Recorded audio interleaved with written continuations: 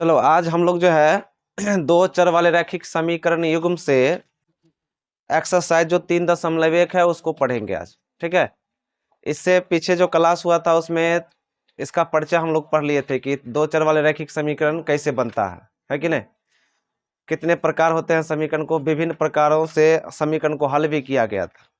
तो आज जो है सीधे हम लोग चलते हैं प्रश्नावली पर। ठीक है, प्रश्नावली में देखते हैं कि प्रश्नावली से सवाल कैसे बनाया जाता है, किस तरह से पूछा जाता है। देखो प्रश्नावली 3.1 में जो है प्रश्न जो है वो कहता है, आफ्ताब अपनी पुत्री से कहता है 7 वर्ष पूर्व मैं तुमसे 7 गुनी आयु का था। 7 वर्ष पहले, पूर्व का मतलब क्या होता है, पहले।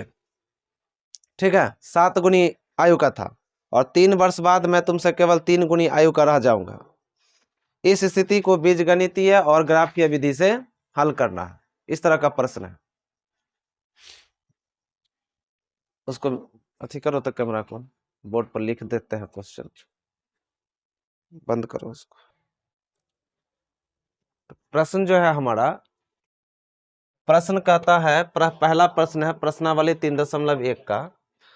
आफ्ताब अपनी पुत्री से कहता है, आफ्ताब अपनी पुत्री से कहता है। आफ्ताब क्या है, आफ्ताब पिता है और अपनी पुत्री से कहता है क्या, 7 वर्ष पूर्व। 7 वर्ष पूर्व, पूर्व का मतलब होता है पहले।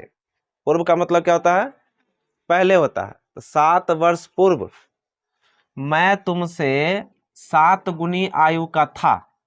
मैं तुमसे 7 गुनी आयु का था। 7 गुनी, मैं तुमसे कितना गुनी आयु का था, 7। बैठ जाओ रे, बैठने दो, बैठने दो, बैठने दो, बैठने दो।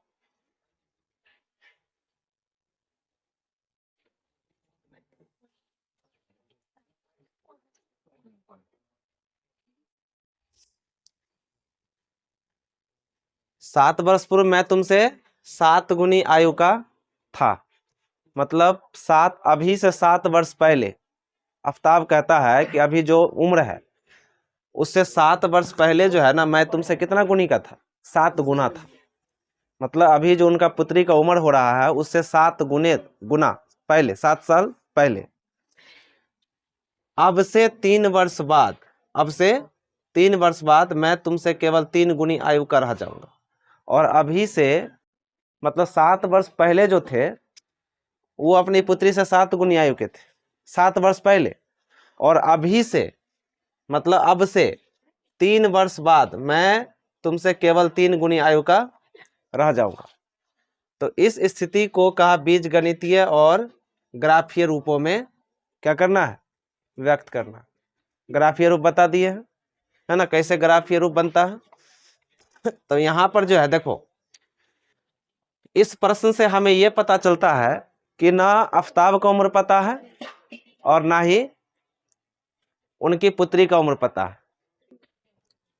आफ्ताब अपनी पुत्री से कहता है कि 7 वर्ष पूर्व मैं तुमसे 7 गुनी आयु का था। ये तो 7 वर्ष पहले की बात है, 7 वर्ष पहले की बात है कि उन्होंने कहा कि 7 वर्ष पहले मैं तुमसे 7 गुनी आयु का था। लेकिन कितना उम्र था उनका ये पता नहीं है। इस प्रश्न में ना उनके आफ्ताब का उम्र पता है ना उनकी पुत्री का उम्र पता है। तो ऐसी स्थिति में हम लोग क्या करते हैं, ऐसी स्थिति में हम लोग उम्र मान लेते हैं। जब इस टाइप का प्रश्न मिलेगा ना, जब पता चले कि प्रश्न में मतलब जो दिया हुआ है, ठीक है, जो व्यक्ति का उम्र अगर नहीं पता है प्रश्न में, तो वैसे स्थिति में हम लोग क्या करते हैं, मैथमेटिक्स के भाषा में मानते हैं। ठीक है, मान लेंगे। तो यहाँ पर हम लोग भी मानेंगे कि माना कि आफ्ताब का उम्र, हल करेंगे, हल में लिखेंगे माना कि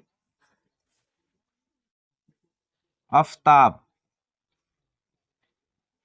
माना कि आफ्ताब की उम्र x वर्ष और पुत्री का उम्र, पुत्री का उम्र कितना, y वर्ष। ये मान लिए दोनों का। जब उम्र पता नहीं हो तो उम्र को मान लेना। अब प्रश्न यहाँ है 7 वर्ष पूर्व, तो लिखेंगे 7 वर्ष, 7 वर्ष पूर्व। पूर्व का मतलब पहले, तो इनके उम्र में से क्या करना है, 7 वर्ष माइनस कर देना है। ठीक है, इनके यानी कि आफ्ताब की उम्र में से भी और उनके पुत्री की उम्र में से भी क्या करना है, 7 वर्ष, और ये तुलना करना है दोनों में, क्योंकि ये तुलना की बात कर रहा है। तुलना मतलब बराबर लिखेंगे। ठीक है, मतलब पिता एक पुत्री के अपने उम्र से क्या कर रहा है, तुलना कर रहा है। तो तुलना का मतलब हो गया कि हम लोग क्या, कौन सा चिन्ह देंगे, बराबर का चिन्ह देंगे। तो ये तो आफ्ताब की उम्र में से 7 वर्ष घट गया, उनके पुत्री की उम्र में से 7 वर्ष घटा देंगे, और कितना गुनी कहा, 7 गुनी। कितना गुनी, 7 गुनी। कौन कहते हैं, आफ्ताब अपने पुत्री से कहते हैं कि मैं तुमसे 7 गुनी, 7 वर्ष पहले 7 गुनी आयु का था। तो जितना आफ्ताब का उम्र था ना, उसका 7 गुना।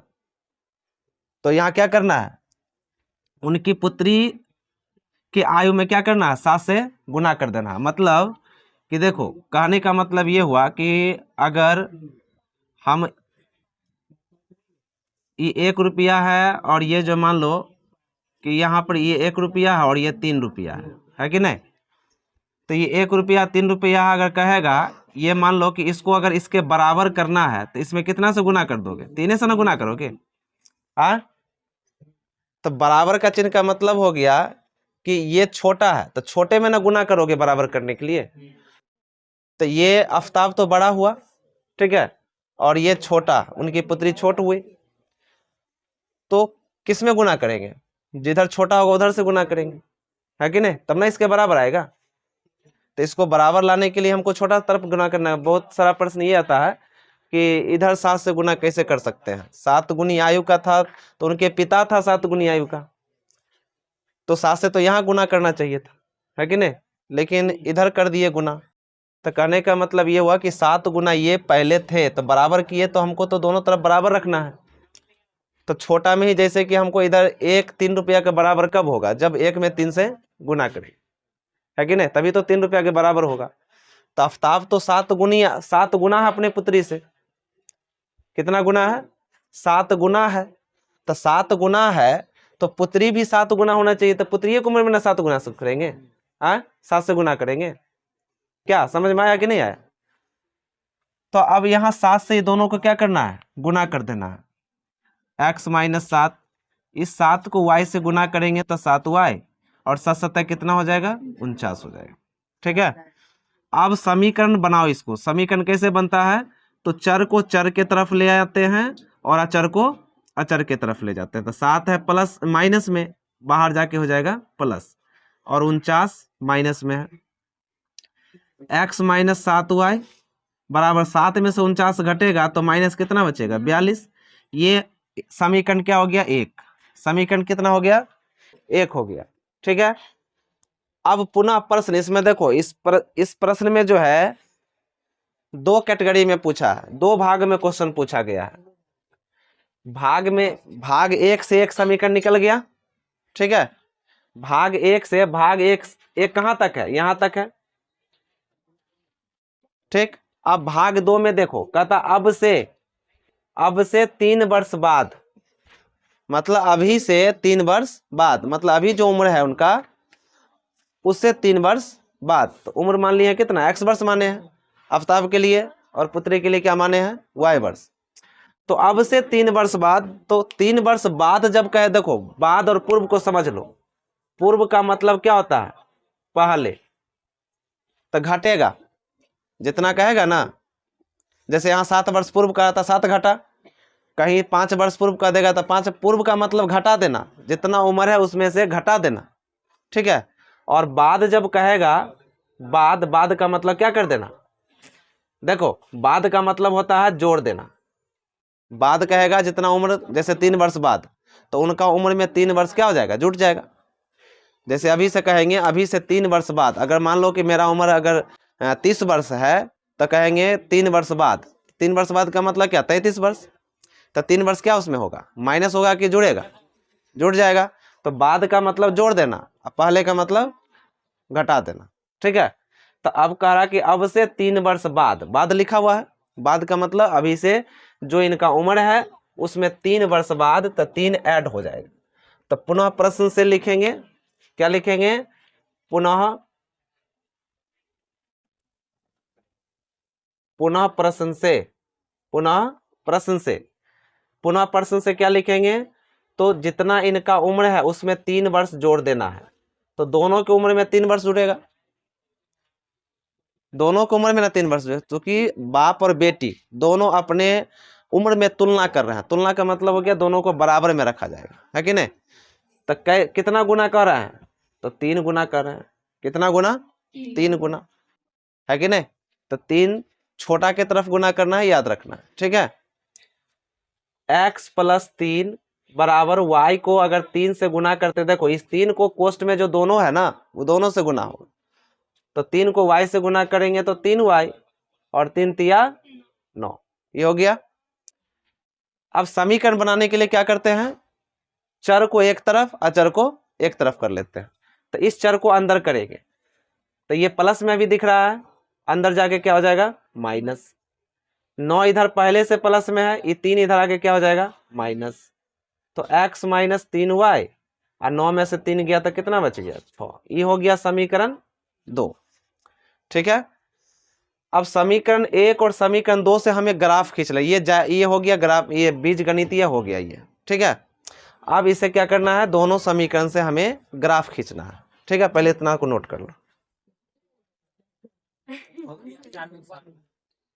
देखो ये जो 2 समीकरण है, सुनो, ये जो 2 समीकरण आया, समीकरण 1 और समीकरण 2 हल करने से 2 समीकरण निकला ना। इन दोनों समीकरण से क्या करना है, हमें ग्राफीय विधि से हल करना है, ग्राफीय विधि से। तो समीकरण 1 से, समीकरण 1 से लिखेंगे, समीकरण 1 से, 1 में क्या है, x - 7y बराबर -42। एक बॉक्स बना लेंगे x और y का, एक बॉक्स बना लेंगे। और क्या बताए थे कि मूल बिंदु लेंगे, मूल बिंदु जो 0 0 होता है ना, x के लिए भी और y के लिए भी। तो एक बार x में क्या रखेंगे, 0, तो -7y बराबर -42। तो 0 बात खत्म हो गया, -7y बराबर कितना बचा, -42। इस माइनस से माइनस को हटा देते हैं और 7 से कट जाएगा, 7 छक 42। तो y का वैल्यू कितना आ गया, 6। तो इसमें भरा जाएगा 6। तो एक बिंदु जो हमारा आया, एक बिंदु 0 और कितना आ गया, 6 आ गया, ठीक है। उसके बाद दूसरा y में 0 ले लेंगे। एक बार x में 0 लिए ना, एक बार किस में लेंगे, y में 0। तो समीकरण पुनः फिर से लिखेंगे, समीकरण को जो है पुनः फिर से लिखेंगे। तो x - 7 गुने y के जगह पे कितना लेंगे, 0 बराबर माइनस कितना, 42। तो x - 7 को 0 से गुना तो 0 और -42। तो x बराबर कितना हो गया, -42, -42। तो x का वैल्यू कितना आ गया, -42। कोई दिक्कत नहीं। अब समीकरण, ये समीकरण पहला से वैल्यू जो बॉक्स है ये बन गया पहला। अब समीकरण 2 से बनाएंगे, समीकरण 2 से जो मान सारणी है ना, पहला से बन गया, तैयार हो गया है। अब दूसरा से करेंगे, x - 3y बराबर 6। अब यहां पर क्या करना है, फिर से एक बॉक्स ले लेना है, मान सारणी वाला, x और y लिख देना है इसमें। और फिर से एक बार x में क्या लेंगे, 0। तो 0 यहाँ रखेंगे, -3y बराबर 6। तो -3y बराबर 6। तो y बराबर कितना, 6 बट्टा -3, 3 दूना 6। y का मान कितना आ गया, -2 आ गया। यानी कि एक वैल्यू a आ गया इसमें 0 6, दूसरा वैल्यू b लिख देते हैं, कितना आ गया, -42 और 0। पहले x का लिखा था फिर y का लिखा था। यहाँ पर c लिख देते हैं, एक वैल्यू 0 और दूसरा वैल्यू y का -2। अब इसमें y का ले लेते हैं, 0 ले लेते हैं, y का वैल्यू कितना ले लेते हैं, 0। तो पुनः इस समीकरण को लिखेंगे, x - 3 गुने 0 और बराबर 6। 3 को 0 से गुना करेंगे 0 बराबर 6, तो x का वैल्यू कितना आ गया 6 आ गया। कोई दिक्कत नहीं। डी बिंदु का जो वैल्यू आ गया वो कितना आ गया 6 0 आ गया, 6 और 0 आ गया। ग्राफ पर भी इसी तरह से बैठाना है। मान सारणी समीकरण 1 और समीकरण 2 से निकल गया। अब क्या करना है, ग्राफ बता दिए थे किस तरह से बनाना है कि नहीं। ग्राफ में क्या करेंगे कि एक एक्स अक्ष ले लेंगे, एक वाई अक्ष ले लेंगे, ठीक है, और एक एक्स अक्ष ले, ये भी क्या है वाई अक्ष ले लिए, ठीक है, और एक क्या ले लेंगे एक्स अक्ष ले लेंगे इस तरह से। इसको क्या कहते हैं, मूल बिंदु कहते हैं। 0 0 यहाँ पे लिखेंगे एक्स वाई के लिए। ये धनात्मक है और ये ऋणात्मक है, ये ऊपर वाला धनात्मक है, नीचे वाला ऋणात्मक है। तो यहाँ देख लेना है पहले कि मेरा सबसे हाईएस्ट मान कितना है। तो x का -42, x का कितना पर जाएगा -42 पर जाएगा, मतलब कि निगेटिव का x कहाँ तक आएगा 42 तक आएगा। तो इसी हिसाब से मान सारणी में हम लोग वैल्यू बैठाएंगे संख्या रेखा। देखो हम लोग यहाँ पे क्या कर लेते हैं 10 20 करके ले लेते हैं, 10 20 30 40 और 50, ठीक है। इधर भी 10 20 करके ले लेते हैं, 10 20 30 40 50, 10 20 30 40 50, -10, इधर माइनस लगा लेते हैं, सब में निगेटिव है ना, ये इसमें निगेटिव, -20 -30 -40 -50। ये हो गया y, ये हो गया x, ठीक है, y हो गया और x अक्ष हो गया, दोनों वैल्यू बैठ दे, x अक्ष पर भी और y अक्ष पर भी बैठा दिए वैल्यू।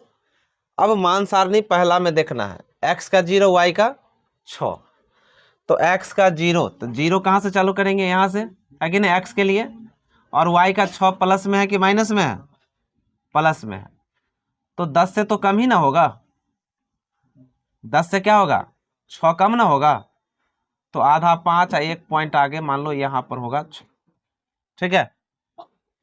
उसके बाद x का -42 और y का 0, तो 40 से थोड़ा सा ज्यादा 42 होगा, ठीक है, और तो x का इतना y का 0, मतलब यहाँ पर कट जाएगा, y का 0 x अक्ष पर ही 0 होता है, x अक्ष पर ही 0 होता है ना, y का x अक्ष पर ही 0 होता है। तो ये 2 पॉइंट मिल गया। अभी दोनों पॉइंट को क्या करना है, काटना है, ठीक है, मतलब a वाला पॉइंट आ गया 0 6, यहाँ आ गया a कितना 0 और 6 वाला ये पॉइंट है, और ये जो पॉइंट आया कितना आया -42 और 0, ये वाला। अब ये दोनों पॉइंट को क्या करना है, सीधा स्केल रख करके मिलाना है, ठीक है, सीधा स्केल रख करके बनना। अभी तो हम ये पेंसिल से खींचे हैं इसलिए थोड़ा सा दिक्कत है इसमें, है कि नहीं। ऐसे स्केल रख करके क्या करना है, इसको काटना है। उसके बाद हो गया दूसरा, x का 0 y का -2, x का 0 y का -2, तो -2 तो नीचे आएगा, ठीक है, तो मान लो यहाँ पे -2 होगा।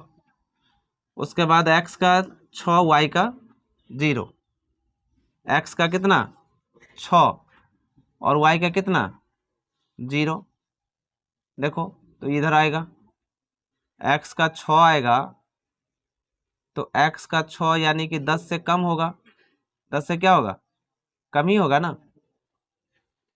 तो मान लो यहाँ पे होगा, और y का क्या 0 है तो यहीं पर हो जाएगा।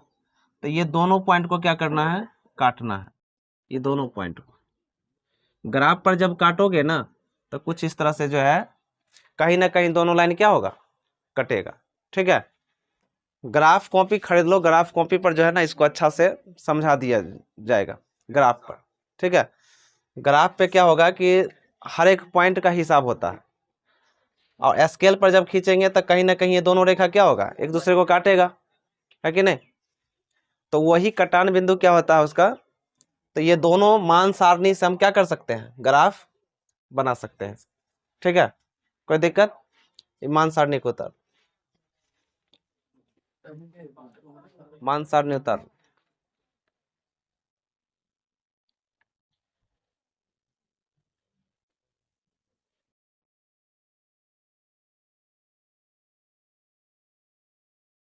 ये दोनों रेखाएं कहाँ कट गया?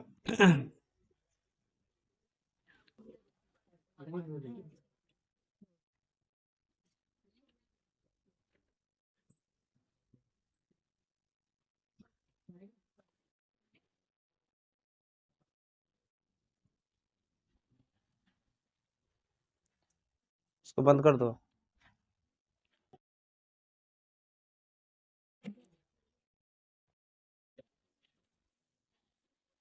चलो देखो, प्रश्नावली 3.1 का क्वेश्चन नंबर कितना है? 2 है।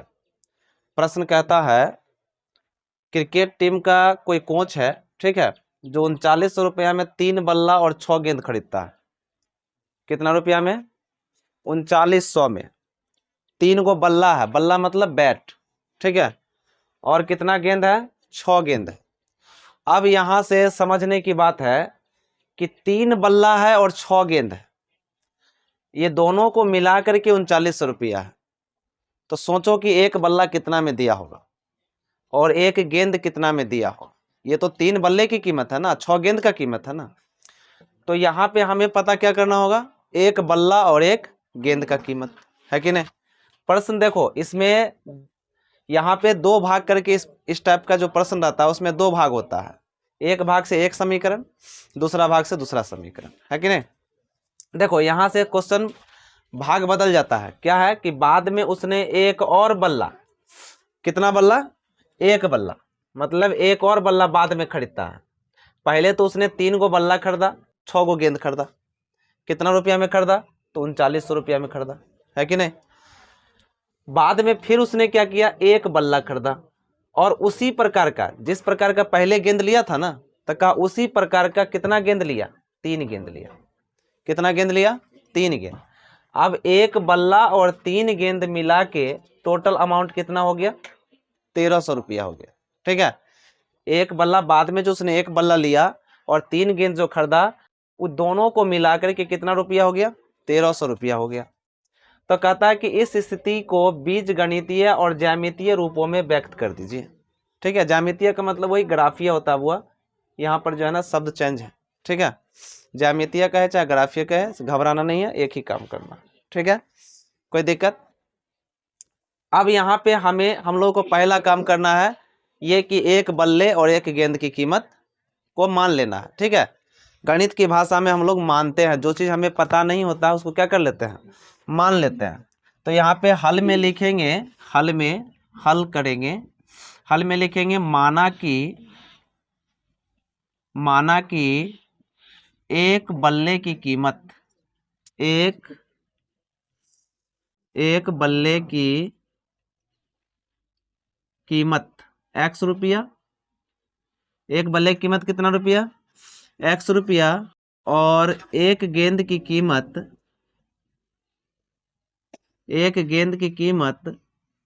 y रुपया, ठीक है। अब हमारे पास 3 बल्ला है, तो एक बल्ले की कीमत x रुपया है ना, तो 3 बल्ले हैं तो 3x हो जाएगा, और 6 गेंद है ना, एक गेंद की कीमत y रुपया, तो 6 गेंद का कितना होगा? तो 6y। यानी कि क्या किया जाता है? रुपया से जो गेंदों की कोई सामान का जो संख्या होता है उससे क्या किया जाता है? गुना किया जाता है कि नहीं? तो 6 गेंद है, y रुपया है, तो 6y हो गया। ये दोनों अमाउंट मिला के कितना रुपया हो जाता है? 3900 हो जाता है। समीकरण 1 हुआ। किसी को आपत्ति है इसमें? हम यहाँ पे समीकरण इसको हम छोटा भी कर लेते हैं।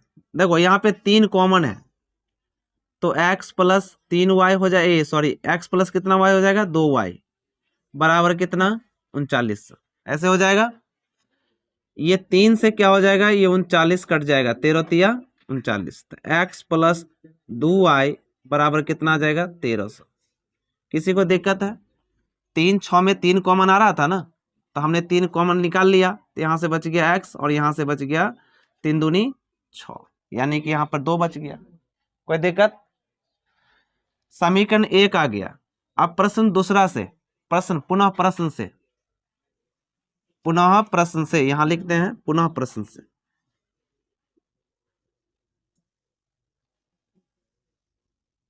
पुनः प्रश्न से प्रश्न पुनः क्या कर रहा है? एक बल्ला और लिया तो 1x, और 3 गेंद लिया तो 3y, कितना रुपया हो गया, तो 1300 रुपया हो गया।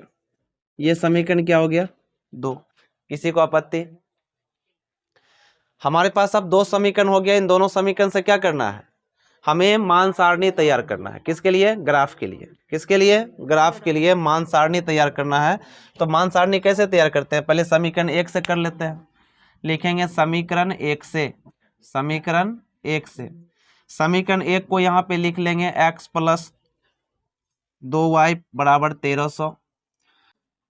एक बॉक्स बना लेते हैं, मान सारणी का एक बॉक्स बना लेते हैं x और y के लिए। ठीक है, अब यहाँ पे हम क्या कहे थे कि मूल बिंदु के लिए मानना है, x के लिए और y के लिए भी मूल बिंदु यानी कि 0 लेना। पहले x के लिए 0 लिए, तो x के जगह पर क्या करेंगे, 0 बैठा लेंगे। तो यहाँ पे कितना आ जाएगा, तो यहाँ पे आ जाएगा। अब यहाँ देखो, अगर हम x के लिए 0 लेते हैं ना, थोड़ा सोचो, अगर x के लिए 0 ले लिए तो हमारा वैल्यू जो है ना यहाँ दशमलव में आ जाता है, क्योंकि 2 से इसमें भाग लगेगा ना, सॉरी दशमलव में नहीं, 650 आ जाएगा। ठीक है, करेक्ट है, कोई दिक्कत नहीं, बढ़िया है। तो y का वैल्यू कितना आ जाएगा, 1300 और बट्टा में कितना आ जाएगा, 2। 1300 का आधा कितना होता है, 650, यही होगा। तो y का वैल्यू कितना आ जाएगा, 650। तो यहाँ पे आ जाएगा 650, कोई दिक्कत? एक बार y के लिए 0 ले लेते हैं। किसके लिए 0, y के लिए 0। तो y के लिए 0 लेंगे तो आप क्या लिखेंगे, फिर से पुनः यहाँ पे y का वैल्यू निकल गया 650। अब y के लिए कितना ले लिए, 0। फिर से इस समीकरण में x प्लस, अब की बार लिए है y के लिए 0। इससे पहले किसके लिए 0 लिए थे, x के लिए। अब कहाँ बैठाएंगे 0, y के जगह पर। तो 2 गुने 0 बराबर 1300। ठीक है, बराबर 1300। तो x प्लस 2 को 0 से गुना करेंगे, 0 बराबर 1300। तो x का वैल्यू कितना आ गया, 1300 आ गया। जब y में 0 लिए तो x का कितना आ गया, 1300। कोई दिक्कत, कोई परेशानी नहीं। अब समीकरण क्या करेंगे, समीकरण सेकंड से। समीकरण 2 से, समीकरण 2 में क्या है, x प्लस 3y बराबर 1300। एक मान सारणी बना लेते हैं x और y के लिए। x और y के लिए एक मान सारणी बना लिए। अब क्या करेंगे, इस मान सारणी में मान डालेंगे। x के लिए एक बार ले लेते हैं और एक बार y के लिए। ठीक, अब यहाँ पर देखो, अगर x के लिए हम 0 लेते हैं ना, तो 3 से भाग लगाने पर 13 कटेगा, नहीं ना कटेगा। देखो, अगर यहाँ पे 0 लेते हैं तो 3 से 1300 में भाग लगेगा, पूरा पूरा दशमलव में आ जाएगा ना। 3 चौके 12,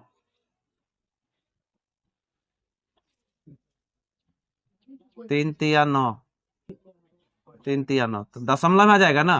देखो, दशमलव में भी ग्राफ को काट सकते हैं, लेकिन अगर सीधा सीधा वैल्यू रहता है ना, तो गलती होने का चांस नहीं रहता है। ठीक है, इसलिए यहाँ पे सोचो, यहाँ पे सोचना है कि x का वैल्यू हम क्या लें जो 3 से पूरा पूरा भाग लग जाए, या y में ही सोचना है कि y में क्या, दोनों। देखो, दोनों में हम बताए थे कि x में भी रख सकते हैं मान, y में भी रख सकते हैं मान। ठीक है, अगर y में वैल्यू रख के हल करते हैं तो x निकलेगा, x में वैल्यू रखते हैं तो y का निकलता है। ठीक है, तो यहाँ पे अगर हम y के लिए अगर 0 ले लें, y के लिए क्या ले लें, 0, तो x प्लस 3 गुने 0 बराबर 1300। तो x प्लस 3 को 0 से गुना तो 0 हो गया, बराबर 1300। तो x का मान कितना आ गया, 1300। 1300 आ जाता है अगर y 0 लेते हैं तो। उसके बाद देखो, अगर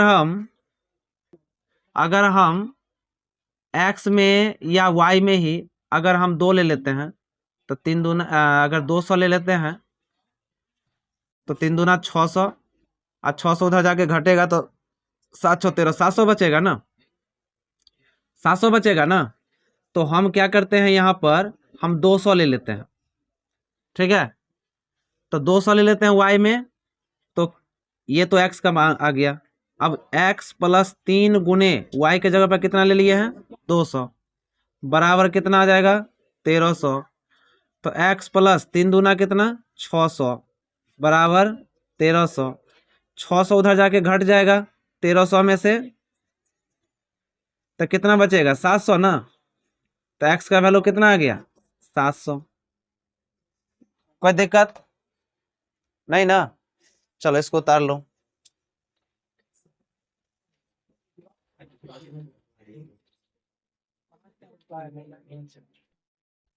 देखो हम दोनों समीकरण से जो मान सारणी निकला ना, इन मान सारणी से क्या करेंगे एक ग्राफ बनाएंगे। क्या करेंगे ग्राफ। तो ग्राफ में क्या लेते हैं y अक्ष ले लेते हैं और क्या ले लेंगे x अक्ष। ठीक है y अक्ष और x अक्ष। x अक्ष हो गया और ये हो गया y अक्ष। x का ये धनात्मक इसको कहते हैं मूल बिंदु 0 0। x का ये धनात्मक हो गया। आप देखो यहाँ ग्राफ पर x का सबसे हाईएस्ट कितना है 1300 है। तो हमें इस पर कितना है 1300 तक मान बैठाना है। अगर 100 200 लेंगे तो क्या ग्राफ पे आएगा 1300 नहीं आएगा। अगर 1 2 लेते हैं तो आएगा नहीं आएगा। तो ऐसी स्थिति में हम क्या करते हैं 100 200 ले लेते हैं। 100 200 300 400 500 600 700 800 900 1000। ठीक है 1000। उसके बाद हो गया 1100 1200 1300। ठीक है 1300 आ गया। और इधर निगेटिव में निगेटिव तो है ही नहीं, तो निगेटिव में तो मान लो 1 2 भी रख दिया तो कोई बात नहीं है। जो संख्या निगेटिव में नहीं है तो 1 2 मान बैठा देंगे, माइनस में हो गया। पॉजिटिव में जो है y का 600 तक गया है। ठीक है तो इधर जो है 100 200 300 400 500 600 700 650 तक है ना। तो 700 तक ले लेंगे, काहे कि सारे 600 और 700 के बीच में कितना आ जाएगा 650 है कि नहीं। निगेटिव नहीं है y में तो फिर 1 2 मान बैठा लेंगे, छोड़ देंगे, क्योंकि निगेटिव की तरफ है ही नहीं तो फिर ज्यादा लेने से क्या फायदा होगा। कोई फायदा है क्या।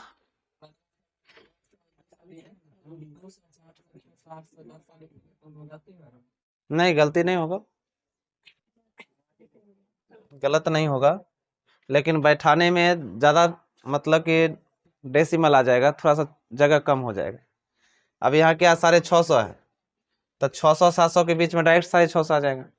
और 200 400 लेंगे तो फिर दिक्कत होगा 650 बैठाने में, है कि नहीं। तो ये सब सोच के ग्राफ पर बैठाया जाता है। ठीक अब देख लो यहाँ पर जो है x का कितना है 0 और y का कितना है 650। x का 0 y का 650।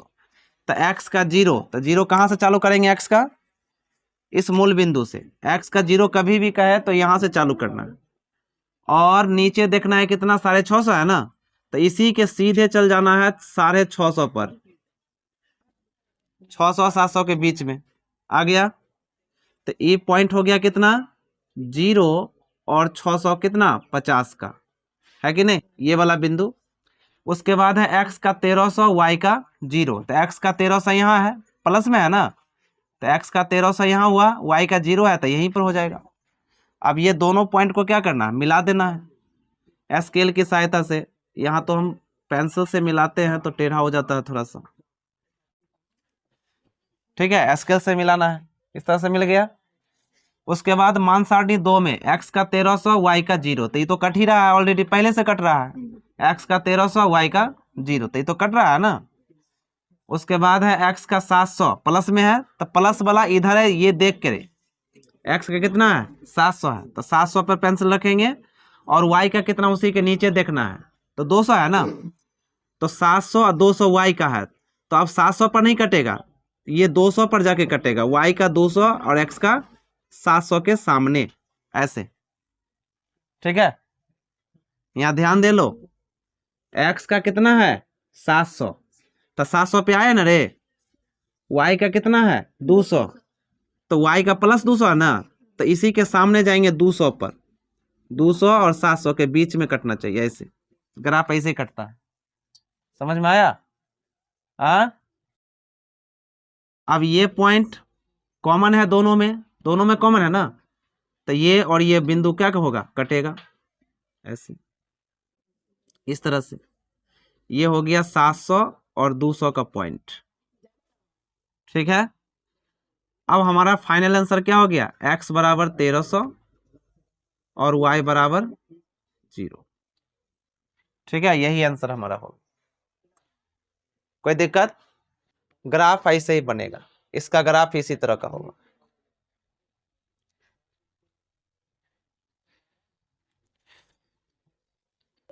चलो क्वेश्चन नंबर 3 देखते हैं। प्रश्नावली 3.1 का क्वेश्चन नंबर 3, यानी कि इस चैप्टर में 3 प्रश्न था, ये आखिरी प्रश्न है कि नहीं। इस प्रश्न में भी वैसे ही है, कहता है जैसे 2 क्वेश्चन पढ़े हैं ना, बस मतलब 2 नंबर क्वेश्चन जैसे पढ़े हैं वैसे वैसे ही लगाना है, इसको भी सेम हूबहू है, थोड़ा सा अंतर है शब्द से, है ना, कथन से थोड़ा सा अंतर है। देखो इसमें कह रहा है कि 2 केजी सेब और 1 केजी अंगूर का मूल्य कितना है, 160 रुपये। किसी दिन था 2 केजी सेब और 1 केजी अंगूर का मूल्य किसी दिन कितना रुपया था, तो 2 केजी सेब है, 1 केजी अंगूर है। 2 केजी सेब है, 1 केजी क्या है, अंगूर है, उसका कीमत कितना है 160 रुपया। तो दोनों को मिला के है ना 160 रुपया। अब 1 केजी सेब कितना में दिया होगा ये नहीं पता है, और 1 केजी अंगूर कितना में दिया होगा ये नहीं पता है, तो सेब का भी और अंगूर का भी दोनों का कीमत मानना पड़ेगा, है कि नहीं। पहला स्थिति में मानेंगे, माना कि सेब का कीमत कहो या मूल्य कहो, कितना, x रुपया, अंगूर का, किसका, अंगूर का मूल्य कितना, y रुपया। तो 2 केजी सेब है, तो कीमत हमने मान लिया कितना, x रुपया में दिया होगा, तो 2 केजी सेब है। अब मान लो कि 2 केजी सेब है, कितना केजी है, 2 केजी सेब है। अगर ये 2 केजी सेब ले लिया, हमको सेब दिया 100 रुपये किलो, कैसे किलो दिया, 100 रुपया पर केजी दिया, 100 रुपया पर केजी, तो 2 केजी का कितना हो जाता है, 200 रुपया हो जाता है ना रे।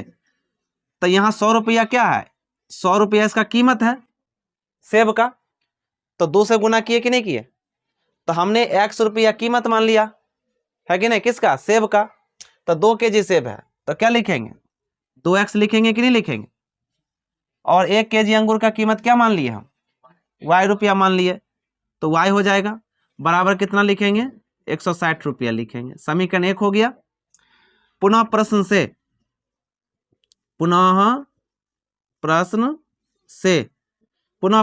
प्रश्न में क्या कहता है, 4 केजी सेब, कोई 1 महीने के बाद 4 केजी सेब का और 2 केजी अंगूर का। यहाँ पर देखो 4 केजी सेब है और 2 केजी क्या है, अंगूर है, जिसका मूल्य कितना रुपया है, तो 4 केजी सेब है तो 4x हो जाएगा, चूंकि सेब के लिए हमने x रुपया माना है। तो 4 केजी सेब है तो 4 को यहाँ पे ये हो गया 4 केजी है x रुपया है, तो 4 को x से क्या हो जाएगा, मल्टीप्लाई, तो 4x। अब प्लस में 2 केजी अंगूर है तो 2y बराबर कितना रुपया हो गया। कोई दिक्कत है? कभी भी सामान को कीमत से गुना करते हैं कि नहीं करते हैं, है कि नहीं। अगर मार्केट में हम जाते हैं, अगर सेब लेते हैं 4 केजी और सेब का कीमत अगर कह दिया 150 रुपया है, तो 4 को 150 से क्या करेंगे, गुना करेंगे, है कि नहीं। जितना आएगा उसको दुकान वाले को दिया जाएगा। तो बस यही है, यहाँ भी हमने माना है सेब के लिए x रुपया और अंगूर के लिए y रुपया। तो दोनों समीकरण से अब क्या करना है, हमें मान सारणी बनाना है, किसके लिए, ग्राफ के लिए, है कि नहीं। ग्राफीय विधि के लिए हमें दोनों समीकरण से क्या करना है, मान सारणी तैयार करना है। तो पहले लिखेंगे समीकरण 1 से, समीकरण 1 है हमारा 2x + y बराबर 160। एक मान सारणी यानी कि x और y के लिए हम बना लेते हैं बॉक्स। एक्स में अगर हम 0 लेते हैं तो 2 गुने 0 प्लस वाई बराबर कितना 160। तो ये 0 हो जाएगा प्लस वाई बराबर 160। तो वाई का वैल्यू कितना आ गया 160। अगर हम वाई में 0 लेते हैं तो 2x प्लस वाई के जगह पे क्या रखेंगे 0। वाई के जगह पे कितना 0 बराबर 160। तो 2x बराबर 160। तो x बराबर कितना, ये 2 से भाग लग जाएगा इसमें तो 80 हो जाएगा ना। तो x कितना आ जाएगा 80 आ जाएगा। तो ये पहला समीकरण से मान सारणी बन गया। अब दूसरा समीकरण से, समीकरण 2 से, समीकरण 2 में क्या है 4x प्लस 2y बराबर 300। मान सारणी के लिए एक बॉक्स तैयार कर लेते हैं। मान सारणी, एक x और एक y लिख लिए, ठीक है। अब यहां पर देखो, अगर हम x के लिए 0 लेते हैं तो 4 गुने 0 प्लस 2y बराबर 300। तो 4 को 0 से गुना तो 0 प्लस 2y बराबर 300। तो 0 बात खत्म। तो 2y बराबर कितना 300। 200 से भाग लगा देंगे 300 में तो कितना आ जाएगा 150। तो y का कितना निकल गया 150। अब y में क्या करते हैं हम, y में 0 ले लेते हैं। y में क्या ले लेते हैं 0। तो यहाँ ये 0 हो जाएगा। 4x प्लस 2 गुने 0 बराबर 300, ठीक है। दशमलव में आ जाएगा ना। तो बस यहाँ पे सोचो, दशमलव में नहीं लाना है। अब यहाँ पे y में या x में क्या लें, ठीक है। अगर इसमें हम 100 नहीं, यहाँ पर अगर हम 50 ले, 50 दूना 100 ना, 50 दूना, हाँ, अगर यहाँ पे हम 50 ले लेते हैं y में तो 4x प्लस 2 गुने 50 बराबर कितना 300। तो 4x और प्लस 100, 50 दूना 100 बराबर 300। तो 4x बराबर 300 में से 100 घट जाएगा। तो 4x बराबर कितना बचेगा 200 बचेगा ना। कितना बच गया। अब जो है x बराबर कितना 200 में 4 से भाग लगेगा तो 4 5 20। तो x का वैल्यू भी कितना आ जाएगा 50 आ जाएगा, ठीक है।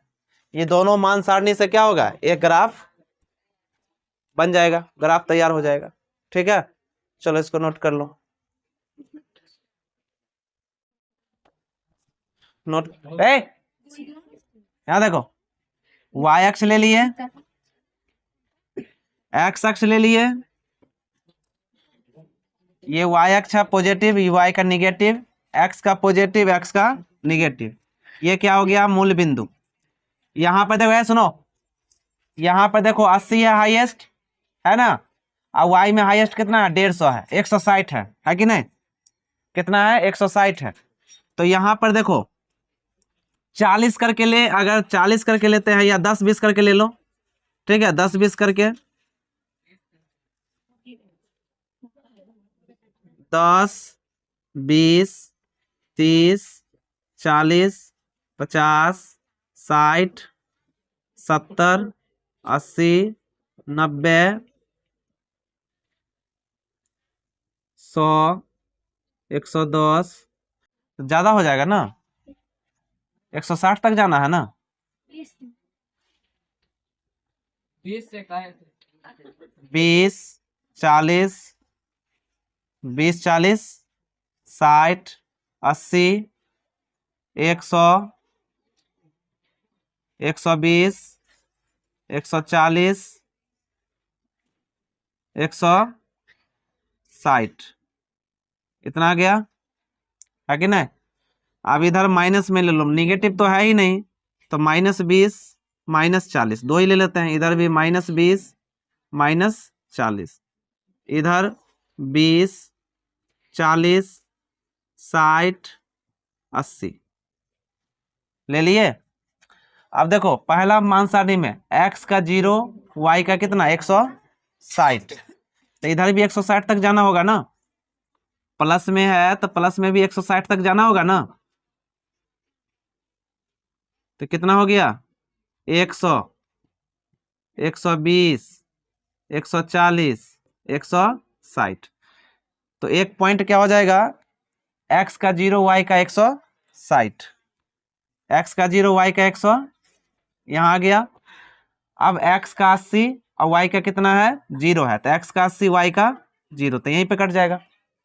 अब ये दो पॉइंट को क्या करना है, मिला देना है ऐसे।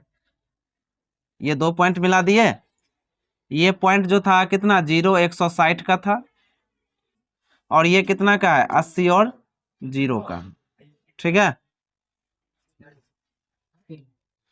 उसके बाद दूसरा मान सारणी क्या है, x का 0 y का 150, x का 0 y का कितना है 150 है ना, तो 140 और 160 के बीच में कितना होगा 150 होगा, 140 और 160 के बीच में 150 हो जाएगा ना। और उसके बाद x का 50, y का भी 50, तो 40 और 60 के बीच में 50 होता है, तो x का भी 50, तो यहाँ पे होगा x। उसके बाद आगे सामने यहाँ पर देखो ये 50 है ना यहाँ, तो इसके सामने और इसके सामने, दोनों के सामने होगा ना, तो यहाँ पे होगा, कोई दिक्कत। अब ये दो पॉइंट को क्या करना है, मिलाना है। ये दो पॉइंट क्या करेगा, मिलेगा। तो स्केल पर जब मिलाओगे तो कहीं ये जो है इस तरह से जो है ना आगे पीछे करने पर ये क्या होगा, ये कट जाएगा, है कि नहीं। जब स्केल से मिलाएंगे ना तो कहीं दोनों रेखा क्या होगा, काटेगा एक दूसरे को, ठीक है। और वही मेरा फाइनल आंसर हो जाएगा, ठीक है। जहां पे कटेगा वही मेरा क्या होगा, फाइनल आंसर हो जाएगा, कोई दिक्कत नहीं। चलो।